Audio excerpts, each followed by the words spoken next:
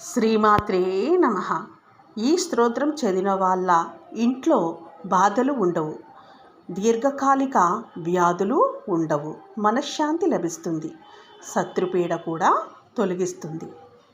ఈ సుదర్శన స్తోత్రాన్ని ఇప్పుడు మనం తెలుసుకుందాం.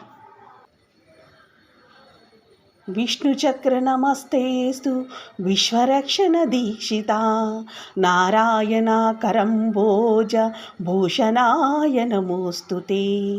విష్ణుచక్ర నమస్తేస్తు విశ్వరక్షణ దీక్షిత నారాయణ కరంబోజ భూషణాయ నమోస్తుతే.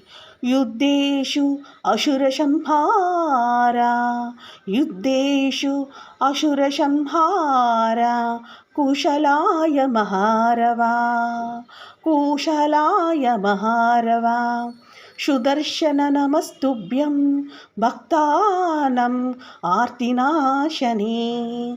సుదర్శన నమస్తుభ్యం భక్తానం ఆర్తినాశనే. రక్ష మాం భయసంవిఘ్నం సర్వస్మదాపి.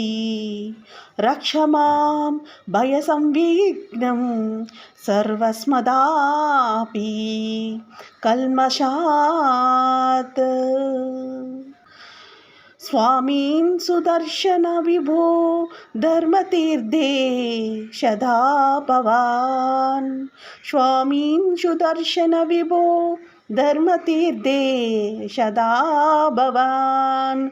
సన్నిధేహి హితాయత్వం సన్నిధేహి హితాయత్వం. జగతో ముక్తికాంక్షిణః జగతో ముక్తికాంక్షిణః గాలవేనైవ ముక్తం గాలవేనైవ ముక్తం. తద్విష్ణుచక్రం మునీశ్వరః తద్విష్ణుచక్రం మునీశ్వరః గాలవేనైవ ముక్తం. తద్విష్ణుచక్రం మునీశ్వరః